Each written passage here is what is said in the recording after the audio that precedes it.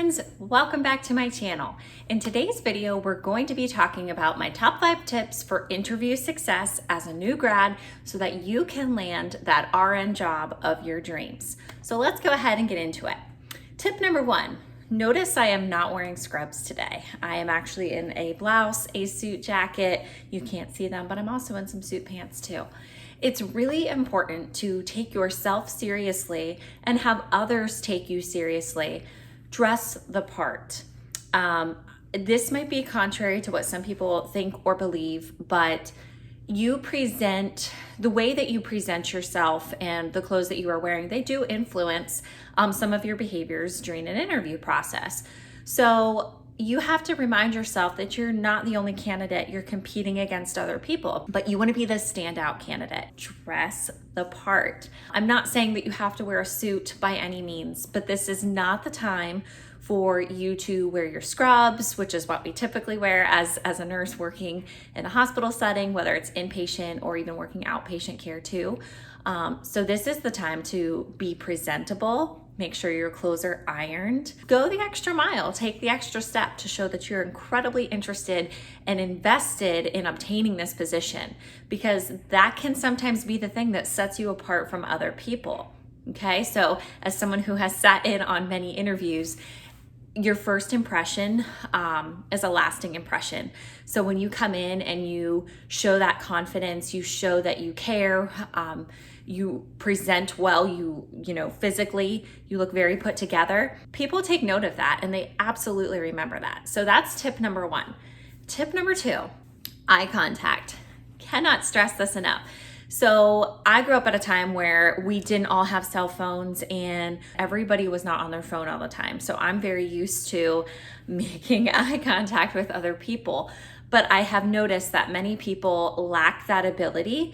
And when you're interviewing, you need to be making eye contact with the person or the people that are interviewing you. It shows that you're engaged in the conversation. You're thoughtfully, carefully listening to what they're discussing with you, maybe the questions that they're asking you. That lack of eye contact can be very off-putting, even if that's not your intention. So just be aware of that. And, you know, it shows some level of confidence too when you're making that continued engagement with the interviewer's eyes. I think that's really, really important. So be sure that you're doing that. Practice ahead of time. If you know that you're someone who struggles, or maybe you're constantly looking away or side to side fidgeting, don't do that in an interview. Just really focus on the person that you're talking to and the conversation that you're having. Tip number 3, it is really important for you to come prepared to an interview. And by being prepared, there's a couple little things that we're going to do here. You can get yourself, they're inexpensive. It's like a little portfolio. It has a tablet inside that you can write things down on. And this serves a purpose for 2 reasons. It's really great because you can think about questions that you want to ask, which is an incredibly important part of the interview. I would suggest spending time thoughtfully thinking about your genuine questions before you ever go to that interview. Because if you are like most people, when you get into an interview, if you haven't thought about your questions ahead of time, when they say, "Do you have any questions?" your mind may blank, or you may say, "No, I'm sorry, I actually don't." I'm not saying that's always a bad thing, but personally, having, sat on interview committees and watching people interview, I appreciate when somebody comes prepared with questions of things they've thought about. A little advice would be thinking about, how you can contribute to the team. What are the strengths that the boss sees that you could bring to the table? What are some areas of growth the unit may have? What are the challenges? What are the strengths? Those are all really great questions to ask about, along with staffing. How often do people get mandated? Those are genuine questions that you have a right to ask, and you should be asking to make a well-informed decision should you be offered the job and it comes time to make that decision. Also, keeping with this little portfolio that I bring, it is very important, and it shows that you care, that you went the extra mile, to bring out printed copies of a resume with you that you could hand into the interview team. While all of that will get submitted electronically, because we are in the year 2023, not everybody may have had an opportunity to look through your resume, your cover letter, Or they may have looked, and because they're looking at multiple candidates, it's very possible that they may have forgotten some of what they saw, or they may not have had the opportunity to print it out. I am old school. I want a paper copy to physically have in my hands, that I can actually be looking at that as somebody's interviewing or maybe doing a presentation. I really appreciate that, because it just shows me that you are genuinely interested, invested in coming onto the team, joining up with the company. And that speaks volumes, because it shows your level of preparedness. It takes just some ink in your printer, a couple of pages to print that out. You don't need to bring 20 copies with you, but even if you printed, 5 copies, that way you can hand them out to anybody who attends that interview who may want a hard copy to peek at. Tip number 4, know about the position you're applying to and the unit that you're applying to, or wherever it may be. So there's nothing worse than when we bring somebody in to interview and they've applied to a job that they don't know anything about, and it really shows in their interview.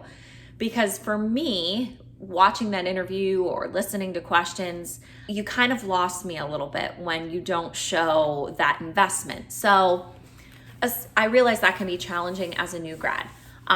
Things you can, genuinely want to research what type of unit it is you're applying to, what type of patients it is that they see, so you have at least a little bit of a background going into that interview. That being said, you may not know everything about the unit, and that's okay. That can come through, and those are the kind of questions that you can ask. For example, say you want to work with oncology patients, and that's really your goal, and it says that in your cover letter, and you come to an interview and it's just a regular adult med surg floor. That shows me you had no idea what you're applying to, and you were probably just applying to a bunch of positions at one time, which you may very well have done, but it's a little off-putting to the people that are going to interview you. Think to yourself, what do you bring to the table that would help that kind of unit? What are your strengths and what are your weaknesses? You want to sell yourself as being a valuable member that should be a part of the team. And when you don't know the answer to those questions, which you know that we're going to ask in an interview, again, it just doesn't show that level of preparedness, and you want to beat out all the other contenders that are applying for that same position as you. Next tip would be that you're coming into that interview with a really positive attitude. So make sure you are smiling. I don't mean have a smile glued to your face the whole time, but be engaging, show those different facial expressions. Make sure if you're someone who rolls your eyes, make sure you're not doing that during the interview, because there may be multiple people that are part of that interview that all of them are watching your body language, and you can just get a read on somebody a lot from their nonverbal language, how they're positioning themselves. Remember, keep those shoulders back, exude that confidence, wear your smile, show that you absolutely want to be there, and let your personality shine through. I think that's my biggest tip, is just be you, because the rest will fall into place. You can kind of see when somebody's putting on a fake show too. You don't want to do that, but you want to be yourself, be genuine, and allow your little quirks and stuff to shine through, because people will fall in love with you just as you are. I think that's probably the best advice I've ever gotten. And if they don't, it might just not be the position for you. My last piece of advice for you that I think speaks volumes to your character, your interest, and your level of commitment is make sure you follow through with thanking the interview team. So you may sit in on an interview and not realize everybody's names. It's very helpful if you ask them for their business cards, because that'll often contain not just their phone number, but their email contact information. If you somehow forgot that, or you can't obtain that information, you can always reach out to the HR personnel who help to coordinate your interview, and they can follow up with you about contact information. But you really want to follow through, thanking everybody for their time. Let them know it was a pleasure to meet them, discuss the position further, discuss the unit, and you're really looking forward to hearing back and hopefully joining the team. That just kind of takes everything, seals it in a package, ties it up with a ribbon, and completes the interview process. And again, it's that little step that honestly only takes a few minutes for us to do that really just sets you apart from other candidates. So hopefully you can take these couple tidbits, apply them when you are going out and interviewing, and don't be too hard on yourself. If you don't land the first interview, it's okay. There's lots of positions out there, and look at every single interview as an opportunity to improve, to grow, and to gain experience in interviewing. So I hope those tips were helpful. Don't forget to follow along on Instagram, Real Nurse Lizzie, and my channel, nurselizzie.com. Give this video a like, thumbs up, share with friends and family, and I'll see you next time. Bye.